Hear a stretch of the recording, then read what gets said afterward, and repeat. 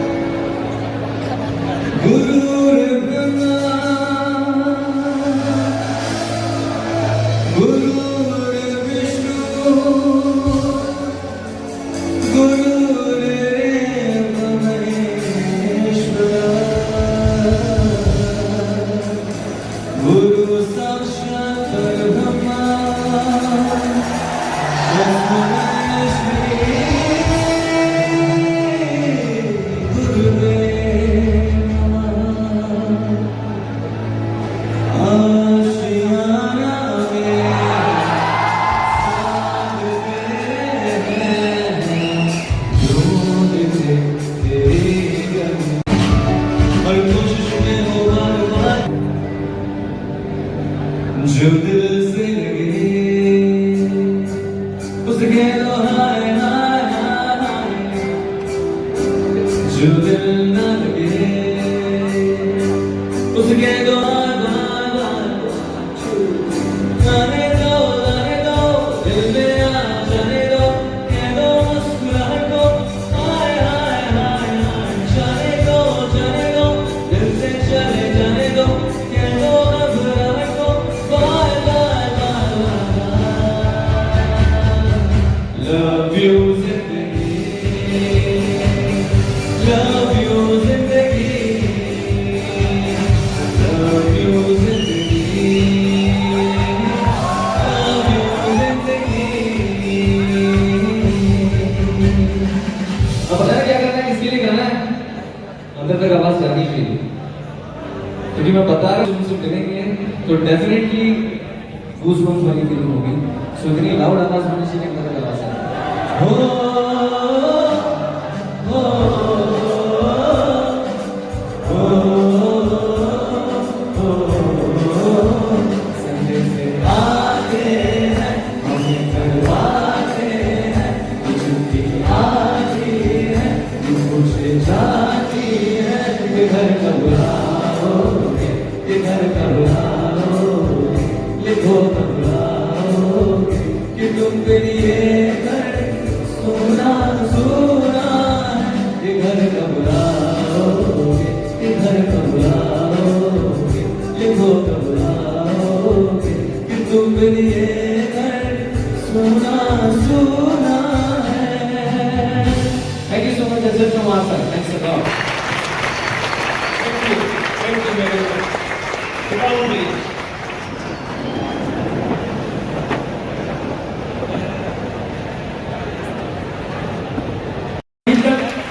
और शेष योद्धाओं को अपने जीवन काल में मिले हैं, तो उन शेष योद्धाओं में 3 योद्धा अभी हमारे बीच में हैं और उन्हीं में से आज यादव सर जो है हमारे साथ हैं हमारे बच्चों के मार्गदर्शन के लिए। परमवीर चक्र की जो महिमा है वो युद्ध क्षेत्र में अदम्य शौर्य और साहस और अनुकरणीय बहादुरी के लिए जो है ये अवार्ड दिया जाता है। और आपको पता होना चाहिए बच्चों कि जो योद्धा अपने सीने पर इस परमवीर चक्र को धारण करता है वो केवल भारत के राष्ट्रपति और तिरंगे को सैल्यूट करता है, बाकी दुनिया उसको सैल्यूट करती है। ये भारत का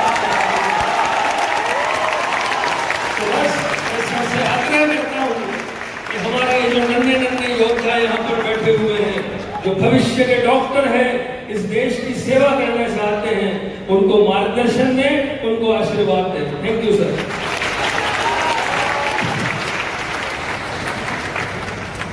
thank you Sanjay sir. LM के प्रिंसिपल, तमाम टीचर्स, आप सबके चरणों में दंडवत नमन करता हूं और इस देश की युवा शक्ति आप सबको प्रणाम करता हूं।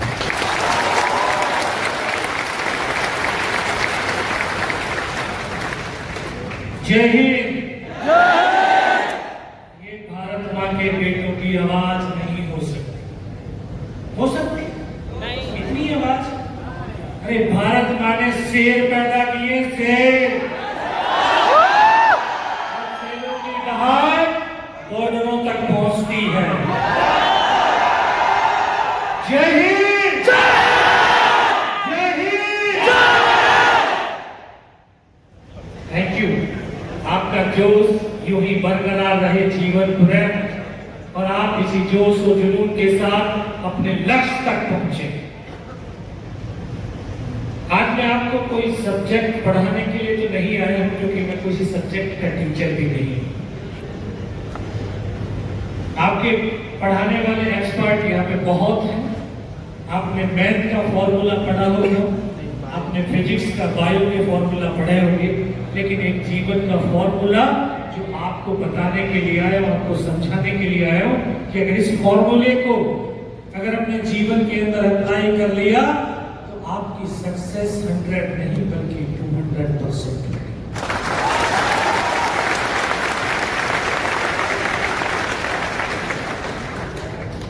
3P का फॉर्मूला है। 3P। पहला P पर्पज। डॉक्टर क्यों बनना चाहते हो? हाँ? देश सेवा। डॉक्टर देश सेवा नहीं बल्कि मानव सेवा के लिए।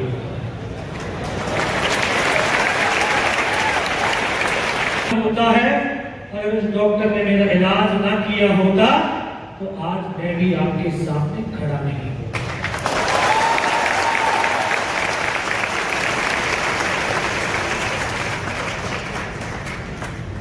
सपना देख करके यहां तक आए हो ना?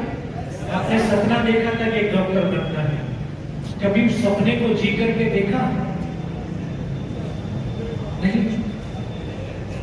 बस क्या देखा कि एक सफेद कोट पहना हुआ है और किसी क्लिनिक में बैठ करके मरीज को देख करके दवाई लिख रहे, बस यही देखा। ये सपना देखा ना? कभी इसको जी करके देखो। जिया कैसे जाता है? आपकी सोल से, आत्मा से। और जब सपने को देखते नहीं जीते हैं तो कभी आपने ये महसूस किया, जिया कि -50 डिग्री टेम्परेचर, 55 डिग्री रेगिस्तान में, जहां छत बिछत हजारों नासें पड़ी हुई हैं और नासों के बीच कोई तड़पती हुई जिंदगी पड़ी हुई है, उसको उठा करके उसका जीवन बचाना। कभी देखा? कभी जिया इस सपने को? नहीं जिया। तो पर्पस जीवन का क्लियर होना चाहिए कि मैं डॉक्टर बनना हूं तो क्यों बनना, मेरा उद्देश्य क्या है डॉक्टर बनने का। और डॉक्टर और फौज की एक बड़ी समानता है। क्या है? स्पीड, एक्यूरेसी और ट्रांसफर। डॉक्टरी में क्या है? आप डॉक्टर है, आपके पास पेशेंट आया तो आपने क्या देखना है? उसको देखना है, सही इलाज करना है, अगर नहीं आता है तो उसको दूसरे डॉक्टर को ट्रांसफर कर देना। यही होता है ना। फौज के अंदर भी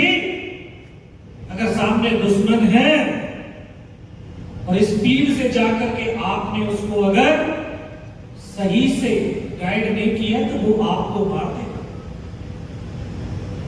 पहले जिसने इस ट्रैगर को, इस उंगली से ट्रैगर को दबा दिया, स्पीड। तो मैंने भी आपकी तरह सपना देखा था, और वो सपना देखा था कि फौजी बनना है, वर्दी पहनने के लिए नहीं, बल्कि एक युद्ध लड़ने के लिए फौजी बनना है। और 6th क्लास से सपने को देखा नहीं बल्कि जिया कि वर्दी में हूं, युद्ध लड़ रहा हूं। और इस सपने को जीता जीता 12th क्लास में पहुंचा। मात्र 16 साल 5 महीने की अवस्था थी। उस उम्र के बहुत सारे बच्चे यहां पर बैठे होंगे और कुछ उस उम्र को पार भी कर गए। मात्र 16 साल 5 महीने की अवस्था में फौज में भर्ती हुआ और उस रेजिमेंट में गया जिस रेजिमेंट का इतिहास हम स्कूल के अंदर किताबों में पढ़ करके बड़ा हो रहा था कि हिंदुस्तान का अकेला सैनिक पाकिस्तान के 8 पैटर्न टैंकों को ध्वस्त कर देता है और 9वें पे निशाना लगाते लगाते महात्मा की गोद में सो जाता है।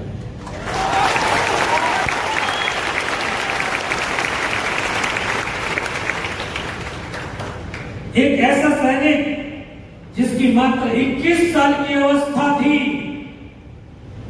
और टैंक से टैंक की लड़ाई इतनी भयंकर लड़ता है कि पाकिस्तान की एक पूरी आर्मड रेजिमेंट को बर्बाद कर देता है। हम जानते हो इनका? नहीं जानते। जिसने 8 पैटर्न टैंकों को ध्वस्त किया उसका नाम वीर अब्दुल हमीद।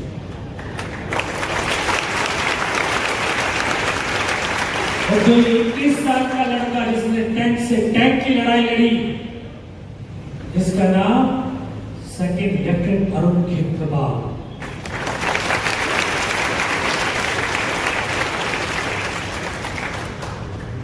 ट्रेनिंग के लिए गए, भर्ती होकर के ट्रेनिंग के लिए पहुंचे। जिस तरह से आप यहां पर भी ट्रेनिंग कर रहे हैं, ये ट्रेनिंग कर रहे हैं आप कि आप नीट के एग्जाम को क्वालिफाई कर लें, उसी की तो तैयारी चल रही है। ये ट्रेनिंग है ना। यहाँ पे कोई डॉक्टर तो नहीं बन रहे, क्योंकि डॉक्टर की कोई पढ़ाई नहीं कर रही। जब नीट क्वालिफाई हो जाएगा, मेडिकल कॉलेज में जब जाओगे तो वहां MBBS की पढ़ाई करोगे, तब जाकर के डॉक्टर बनोगे। अभी उस दरवाजे तक पहुंचने का प्रयास है। तो जिस तरह से आपके शिक्षक आप यहाँ पर आपको अपने ज्ञान से, कौशल से, क्षमता से, सक्षमता से आपके नॉलेज को, आपके स्किल को डेवलप कर रहे हैं और तो आपको तैयार कर रहे हैं कि नीट जैसे युद्ध से आप लड़ सकें, आपको इतना सामर्थ्यवान बनाया जा रहा है। ठीक उसी तरह से हमको भी 9 महीने आग की तप्त भट्टी में डाल दिया था और वहां पर जो इंस्ट्रक्टर थे, उस्ताद थे, टीचर थे, उन्होंने अपनी क्षमता से, सक्षमता से, कौशलता से 9 महीने तक उस आग की भट्टी में तपाया। यहां तो कोई आग की भट्टी नहीं है ना। एसी में बैठते हो, एसी एयर कंडीशन क्लासेस से एयर कंडीशन आपके रूम में, अपनी मर्जी से उठते हो। सुबह अगर क्लास है तो तभी उठोगे, बाकी तो अपनी मर्जी से उठोगे। लेकिन वहां प्रतिदिन सुबह 3:30 बजे से हमारा दिन स्टार्ट होता है और रात को 11:30 बज जाते हैं। ये डेली का रूटीन। उस 9 महीने की तप्त भट्टी से जब एक सिविलियन बच्चा बाहर निकलता है तो एक फौजी के रूप में बाहर आता है और फौजी देश का विश्वास और भरोसा होता है।